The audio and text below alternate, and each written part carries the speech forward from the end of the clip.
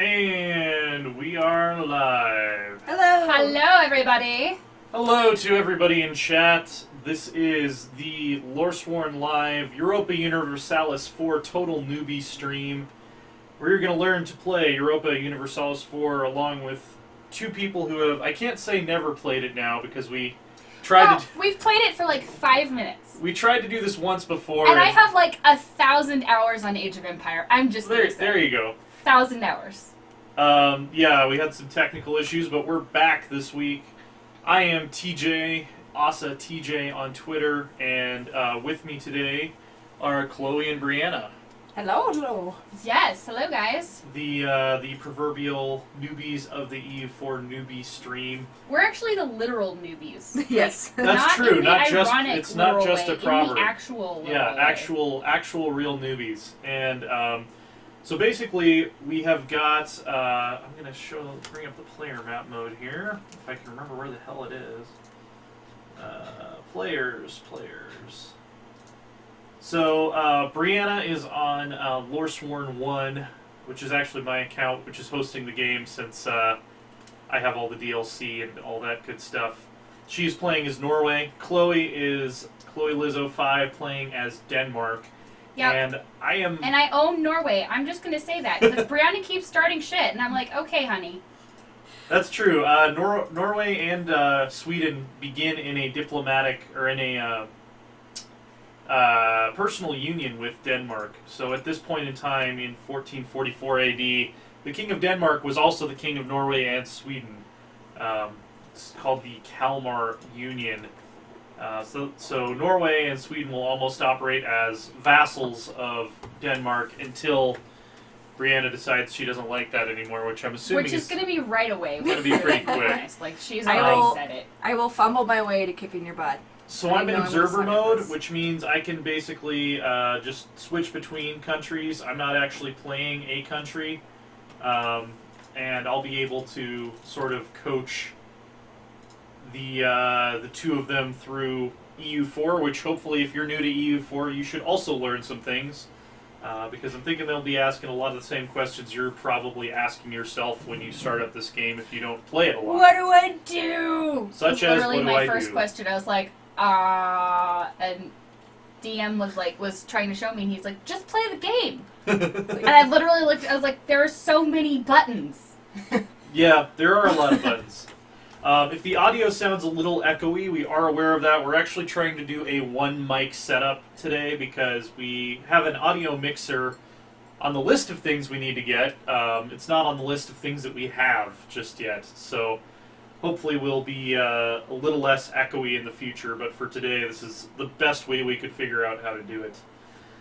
Anyway, do either of you care who wants to do setup first? Should we flip a coin? Let's let Brianna go first. Okay. All right. Norway does have less stuff to deal with at the beginning, so she'll probably go faster. So I'm clicking over to Norway. The first thing you want to do usually when you start a new game of EU4 is to clear all of your flags, which are these little dangly thingies up here. They're color-coded to tell you how urgent they are. So green means you can probably ignore it. Yellow means you probably shouldn't ignore it, and if it's red, it means that you have failed your people, and you're bad, and you should feel bad.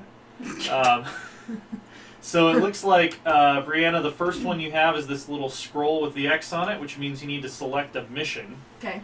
So if you click on that, it'll show you the available missions for Norway right now, which looks like you have Improve Our Prestige, which is very hard to get at the start of the game unless you're constantly waging wars, and Solidify Your Papal Relations. So I would recommend going with the Papal Relations one. And I click on the little So you click the little check box to select it as a mission.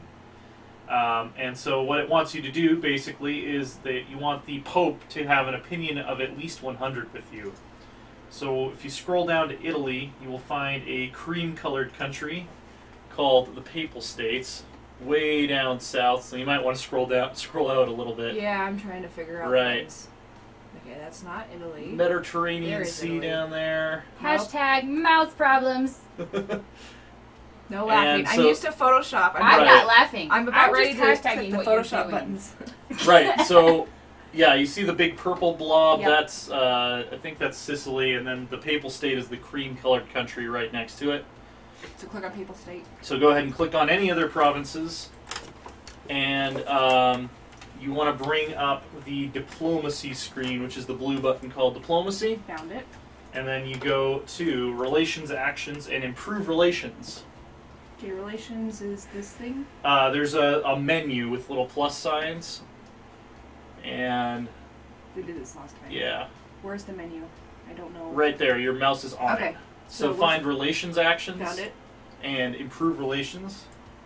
So basically, clicking that will send a diplomat to that country, and it will make them like you And I more. confirm, right? Yes. Confirm. The other one is that you have a free advisor slot, but you don't actually have any money to buy an advisor right now because Norway actually begins the game with a negative treasury value, which means you're As going I to be see. losing money. So what you're going to want to do, there's a couple things we can do actually. If you go to the Oslo Fjord by your capital, you should have 10 ships just kind of hanging around there. Is there an easier way to scroll without, other than the Middle arrow mouse button or moving your mouse to the edge of the screen. Okay. I usually hold down the middle mouse. That's the easiest way to do it. That's actually really easy. So you should have 2 stacks of ships if you click on them. Okay.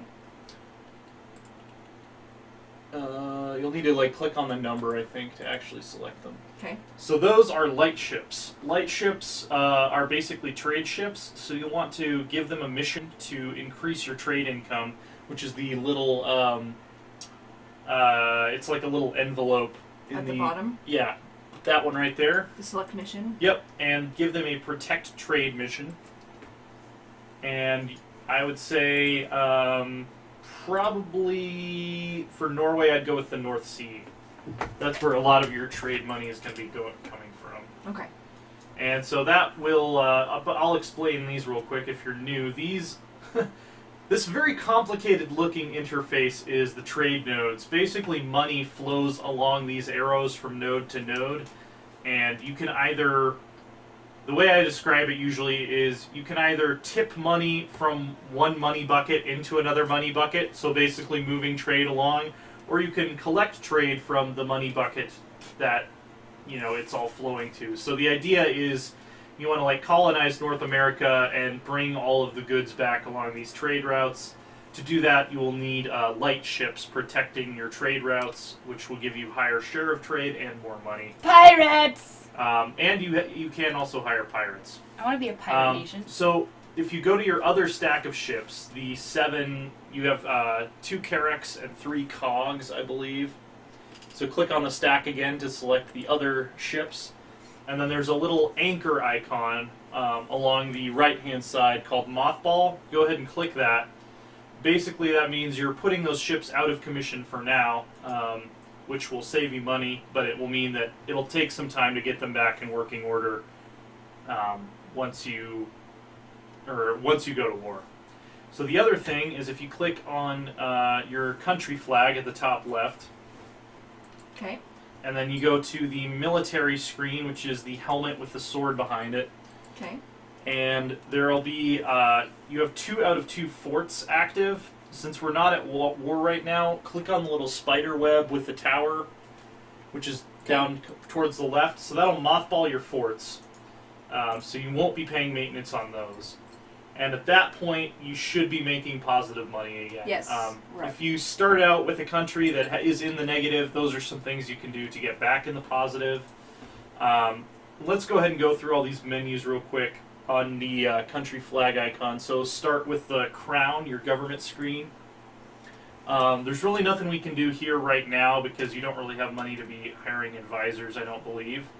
So diplomacy is the next one with the bird on it. You can also just hit 1, 2, 3, 4, 5, etc. to open up these different menus. Your rivals are already set based on the fact that you're... Oh, I'm on the Papal State. Okay, so Norway can't have rivals right now because you're a subject of Denmark. Aha! Economy screen, which you can also hit 3 to bring that up. You're now making positive 0.48 per month, which is not terrible. There's really nothing else we could do right now to mess with this, unless we wanted to lower our army maintenance, which I generally don't like to do. Trade, which is number 4. All of your merchants are already doing something, which is good. You have 1 moving trade through the Baltic Sea and 1 moving trade through the North Sea.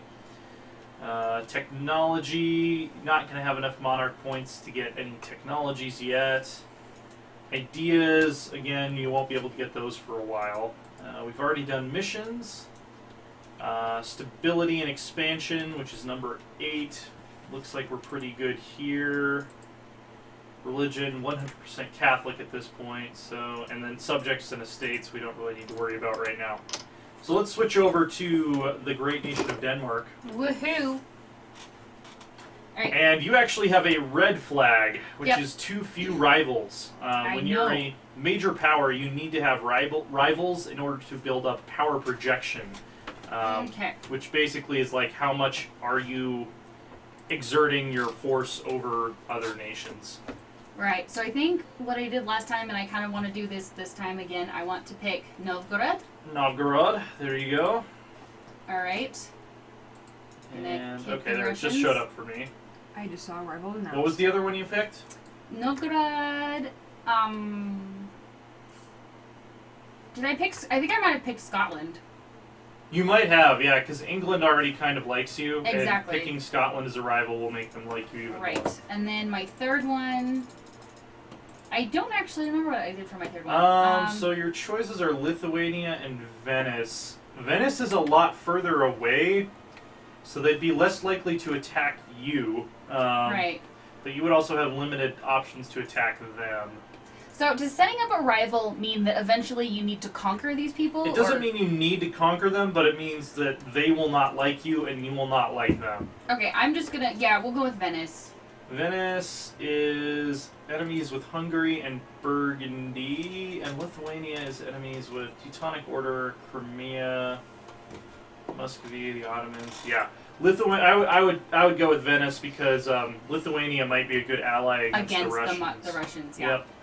Okay. You do actually have the money to hire some advisors if you want. Okay. But before you do that, I would actually build up your army. Okay. If you go to the production interface, which is right next to your flag, it's the little sword and hammer icon. Yep. Got it. Down here you can see something called Army Force Limit. That is how many troops you have versus how many you can have before you start. Right, so I've got 12 and Dang. I could have 16. Right, and it looks like if we hover over Latin Knights, you have 3 units of cavalry and 9 units of infantry. Latin Knights for land units? Oh, there we go. Yeah, so this isn't an exact science, but in the early game, I try to run about 1/3 cavalry. So in this case, if you have the money, I would build up then 3 more units of knights immediately, and make Okay. sure you're hiring them from the land units menu and not the mercenaries menu, because mercenaries cost way more. Right. Okay, so wait, if I do land units, do I just click them? Yeah, so you click on Latin Knights, and then you click on any green province to train them in that province. Oh, that's right. Okay. Yep. Let So me you zoom can out just a little bit. you can see 83 days, 86 days, 87 days. That's how long it would take to train in those provinces. Got it. So your more highly built up provinces have more faster training capacity, basically. Right. Okay. Interesting. Okay, so I think I'm gonna do it up. Oh gosh. It's tiny little screen. Okay. What if I do it in Holland?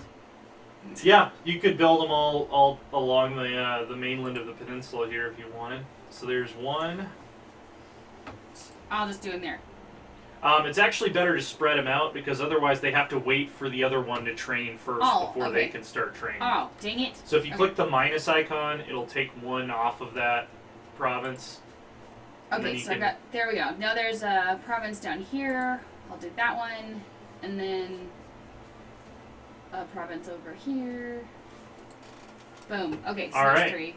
And then if you you actually have enough money to train 1 unit of infantry as well, if you would like. Okay. Which I would recommend. Let's do the infantry over here. 58 days. Boom. All right. So because of that, you won't be able to hire an advisor for a while, but that's okay. That's okay. You also have a flag called Disputed Succession, which is the little crown with the shadow guy under it.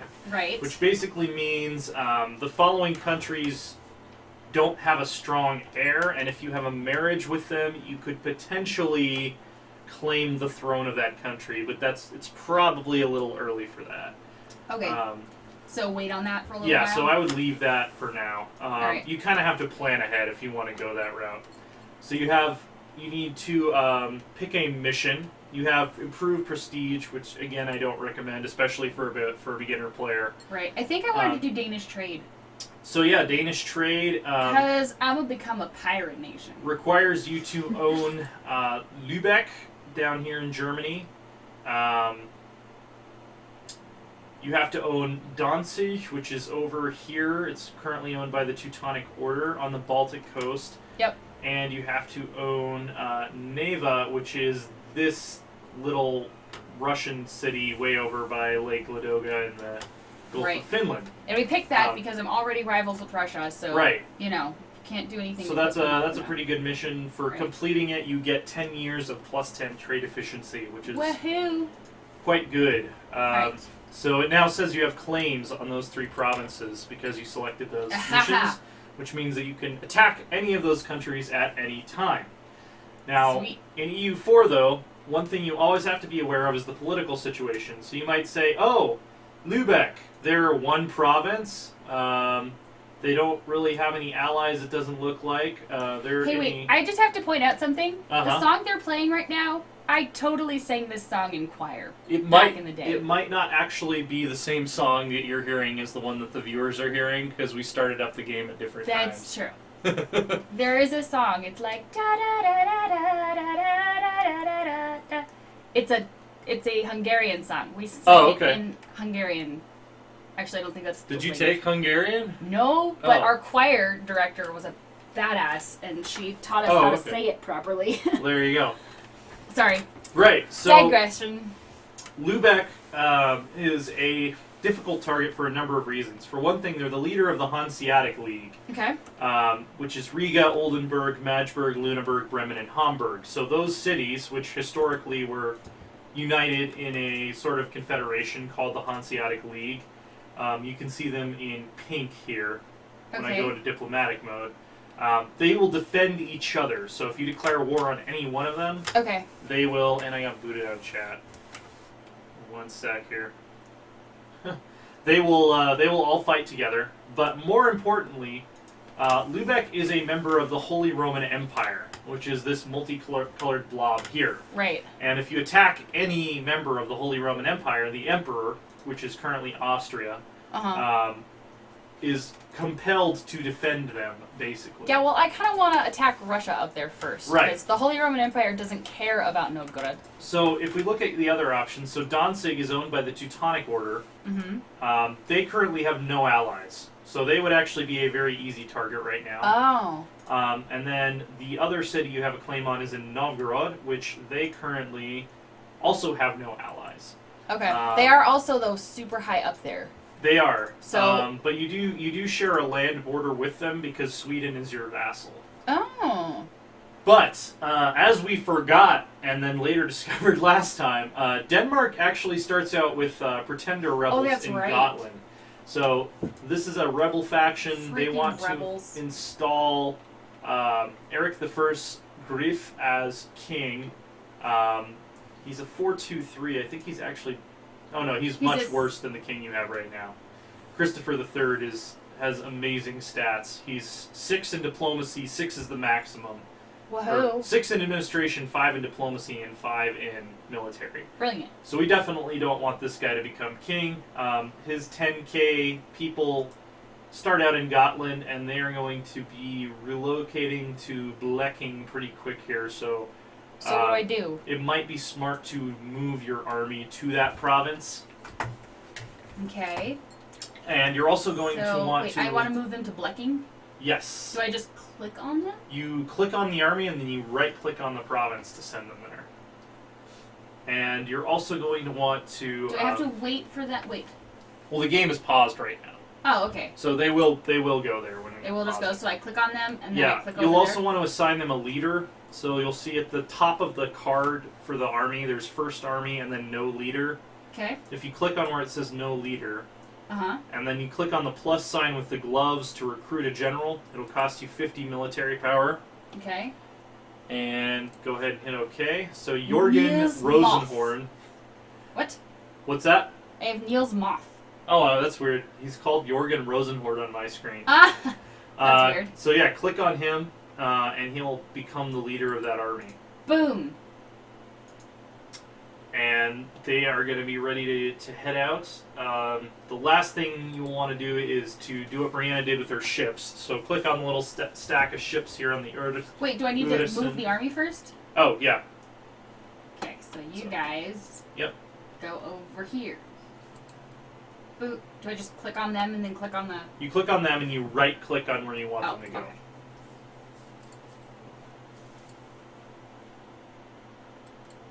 There we go. Ooh, I see them. They go on? There we go. All right. Woo! So your ships. You should have 3 barks. And those you'll want to give the mission, select a mission for them, which is the little envelope down at the bottom of the unit card. Right, wait, where are they? Oh, they should be right by your capital. So right by where you just sent the army out. By Siljanland? By Shelland, yeah. My Norwegian Yeah. northern language skills are Danish. 0. Yeah, my Danish is not Dansk. great either, but... I have actually got 0 idea. You lost your ships? I did. They're a little green. Look for a little green number 10. I've got a green number 19. That's... It says first fleet, second fleet. No Yeah, leader. that's it. So you want to send the 3 light ships... Well, do I need to select a leader? No, not necessarily. Not Okay. unless you're going to be fighting battles. Send the 3 light ships. So yeah, select a mission for them, which is the little envelope icon at the bottom of the unit card. Okay. Mission settings. Select mission. And send them on a protect trade mission, which should be Okay. the first one. And you're going to want to send them to the Lübeck node, which is your Got it. home node. And then those other ships you can just leave in port. Okay. I think I did it. Okay, so I'm going to go back into observe mode. Woohoo! And we're going to unpause the game. I think we'll start it out on... oh yeah, I can't change the speed, can I? Because I'm not a... I can do it.